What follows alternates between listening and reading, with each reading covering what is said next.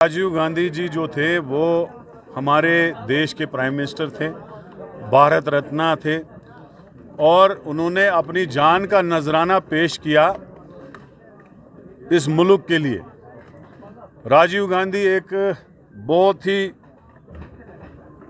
बड़ा विजन वाले लीडर थे। उनका एक विजन था। उन्होंने इस हमारे भारत देश को एक जो ये पंचायती राज सिस्टम आप देखते हैं, 3 टायर सिस्टम आप देखते हैं, 73 और 74 अमेंडमेंट आप देखते हैं, ये सारा राजीव गांधी जी की देन है। उसके बाद उन्होंने आईटी रेवोल्यूशन लाया।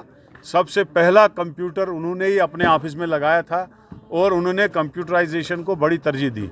आज आईटी में वर्ल्ड में नंबर 1 में हिंदुस्तान है और उसकी देन है राजीव गांधी जी की। इसके साथ साथ उन्होंने एजुकेशन में भी बहुत काम किया। उन्होंने उस वक्त वोट होता था 21 साल के जवान को या लेडीज़ को, लेकिन उन्होंने 3 साल काम करके 18 साल के हमारे जवान को वोट का हक दिलवाया।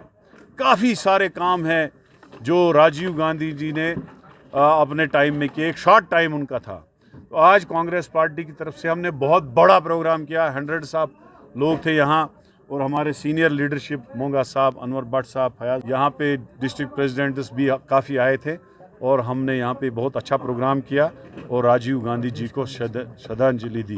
प्रदेश कांग्रेस कमेटी की तरफ से यहाँ पे राजीव जी को श्रद्धांजलि पेश की। कहा कि राहुल गांधी जी आए, मोदी जी ने जो जुल्म किया था यहाँ स्टेट को यूटी बना के 370 हटा के, उसके जुल्म के खिलाफ लोग राहुल जी के साथ जोग दर जोग जुड़े। आपने देखा सबसे सक्सेसफुल यात्रा थी भारत जोड़ो यात्रा। उसी वक्त लोगों ने मन बनाया था कि हम कांग्रेस को वोट देंगे, राहुल गांधी को देंगे, लेकिन कांग्रेस ने फिर अपने साथ एनसी को जोड़ा और इसी अलायंस को लोगों ने वोट दिया।